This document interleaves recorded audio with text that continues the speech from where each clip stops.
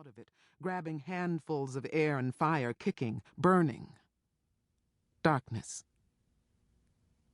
Perhaps I awake a little. I do sometimes when the fire swallows me. That's bad.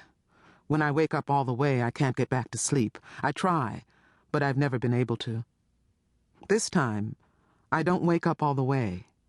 I fade into the second part of the dream, the part that's ordinary and real, the part that did happen years ago when I was little, though at the time it didn't seem to matter.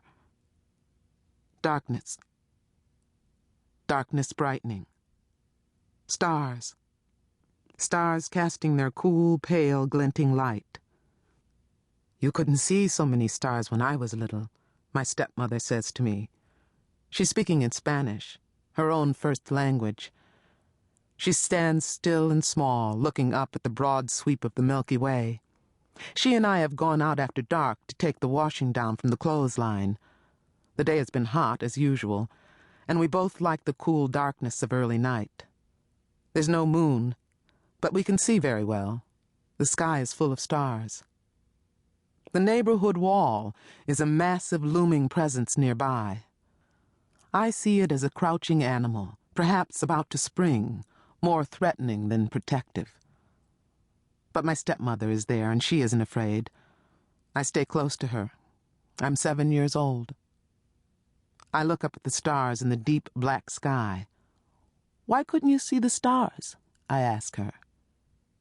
Everyone can see them. I speak in Spanish, too, as she's taught me. It's an intimacy, somehow. City lights, she says. Lights, progress, growth, all those things we're too hot and too poor to bother with anymore. She pauses. When I was your age, my mother told me that the stars, the few stars we could see, were windows into heaven, windows for God to look through to keep an eye on us. I believed her for almost a year. My stepmother hands me an armload of my youngest brother's diapers. I take them, walk back toward the house where she has left her big wicker laundry basket, and pile the diapers atop the rest of the clothes. The basket is full. I look to see that my stepmother is not watching me. Then I let myself fall backward onto the soft mound of stiff, clean clothes. For a moment, the fall is like floating. I lie there, looking up at the stars. I pick out some of the constellations and name the stars that make them up. I've learned them from an astronomy book that belonged to my father's mother. I see the sudden light streak of a meteor flashing westward across the sky. I stare after it, hoping to see another. Then my stepmother calls me, and I go back to her. There are city lights now, I say to her. They don't hide the stars. She shakes her head. There aren't anywhere near as many as there were. Kids today have no idea what a blaze of light cities used to be. And not that long ago.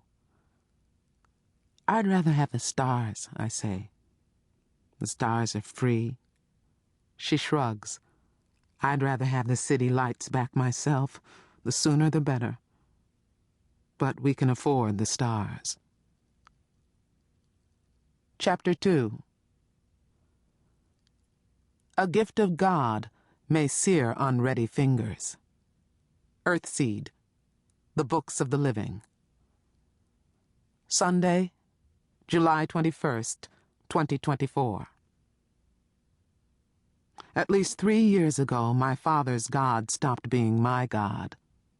His church stopped being my church, and yet today, because I'm a coward, I let myself be initiated into that church. I let my father baptize me in all 3 names of that God who isn't mine anymore. My God has another name.